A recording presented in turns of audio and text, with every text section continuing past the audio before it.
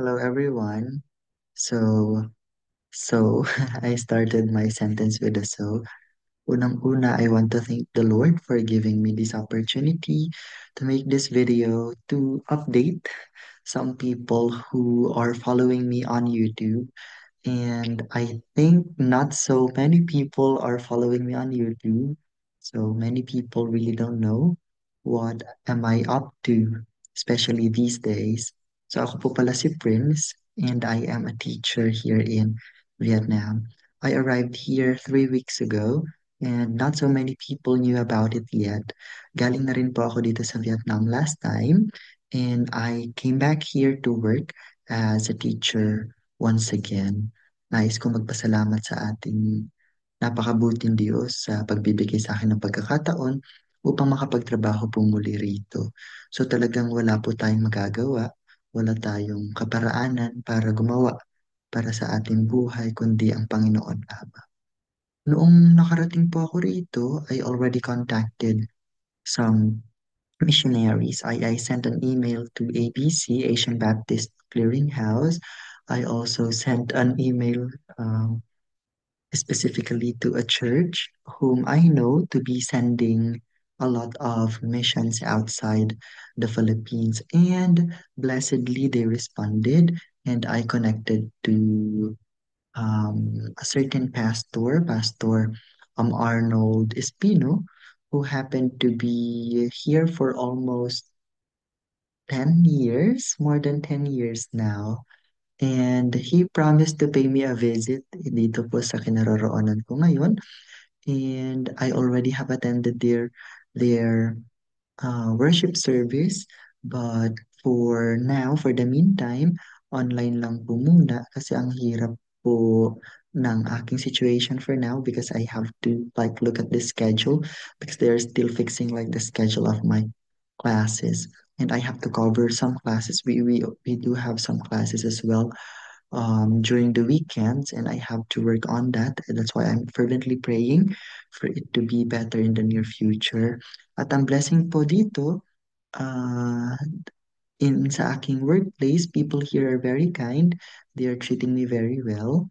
And I think that is, not I think, I believe that is because of the favor of God. Talagang mabuti po ang Diyos. And I try to show them who God is through my actions. Vietnam is an atheist country. They do not totally believe sa isang deity, no? Meron silang mga folk religions dito. But everything is doing well po dito sa Vietnam, rare sa aking kalagayan, no? And ano pa ba yung maishishare ko?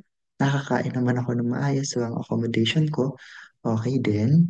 And what else? The cost of living here is cheap as well. And I have so many things to learn, especially sa culture pa rin nila and sa kanilang acceptance on how we learn English as well. Medyo hindi pa rin ganun ka-liberal ang mindset ng mga tao dito when it comes to learning English. Dahil meron pa rin, of course, kahit naman sa Philippines, meron pa rin superiorities, um, superiority ang mga native speakers, no? Where in fact, we know that the language really is transformative and we have to accept that it changes and there are a lot of varieties as well. Parang, parang nitong kailan, no? My director asked for a feedback from the students, and then the student said that I am 9 out of 10. So meron pang one. That's already like a blessing for me as well. So tinanong niya bakit 9 lang, and then they said that it's because of the T sound. I think my T sound is not totally what they expected because I usually pronounce T as not. Kaya simula ngayon mag-t na ako, no? Parang for example, uh, siguro ang pagkakapronounce ko kasi cat, cat. So dapat pala cat, cat.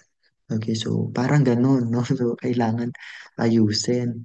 And wala naman po problema doon because a teacher needs to adjust as well sa demand, no? They will come to that. This country will come to that. Ganun din ang Philippines. Unang-una, salamat sa Diyos sa lahat ng blessings na binibigay niya.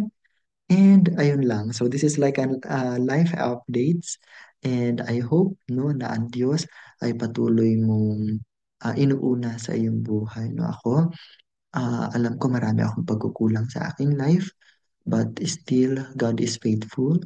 God has not been lenient.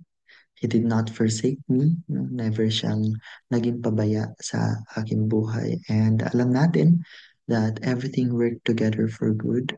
Everything is according to His plan. So we have to cooperate with God and we have to pray. We have to communicate with Him.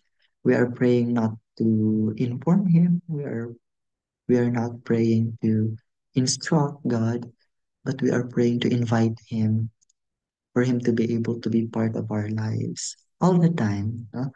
Not just Sundays, or not just during the prayer meeting, but every time we live on life. Okay? So, ayun lamang po. At nawa, ang biyaya ng ating Panginoong Hesus ay sumainyo no, hanggang sa kanyang pagdating. Ayan. So, maraming maraming salamat po. Again, I'm Prince and bye from Vietnam. Bye-bye.